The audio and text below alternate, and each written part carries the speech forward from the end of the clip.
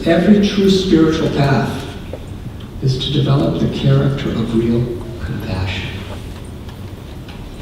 And real compassion comes from an inner fulfillment that we find within our own heart, a divine love that we want to share as instruments of change. I'm going to tell one short story from the journey home and then end. I was in the Himalayas, and I was walking north into the jungles. When suddenly I entered into a clearing that offered me the worst poverty I had ever seen. Some people were naked, some in rags, some to keep cold from the Himalayan winter. They dug holes in the ground and buried themselves with dirt to sleep. And many of them, their faces were deformed. Their noses were shriveled from their bodies. They had no fingers or toes. And they all looked at me in total desperation. I accidentally, at least that's what I thought, I stumbled into a leprosy colony. Now, coming from the northern suburbs of Chicago, this was a culture shock for me. Especially when about 30 of the lepers, they either ran up to me or crawled up to me according to their capacity and made a tight circle so I couldn't move and stuck their bloody stubs in my face, crying out, "Bakshish, bakshish," which means give me charity. But honestly, I had nothing.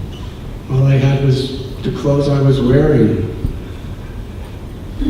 But they didn't believe me. I didn't speak their language and they didn't speak mine. Bakshish, bakshish. It was terrifying. Probably 20 minutes they were breathing on me and touching me and sticking their fingers in my face, my fingers. And I was thinking, from the movies I used to see when I was a child, leprosy is contagious. What's going to happen to me? Part of me was angry. Why are they doing this? I'm just an innocent passerby. And another part of me was thinking, the suffering that they're going through, they're justified to do anything. Finally, they patted me down and saw that I really had nothing and let me go. I walked a few steps and stopped in my tracks what I saw. Something that changed my life forever. May I tell you? To my left side,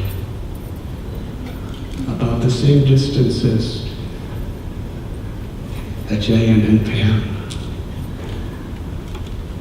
there was an old leper woman. She was just laying in the dirt on her left side. And she somehow or other sat up a little. Her face was deformed and shriveled, and she had no nose and no fingers. It was the most pathetic sight I've ever seen. And she looked at me in the eyes. Our eyes locked.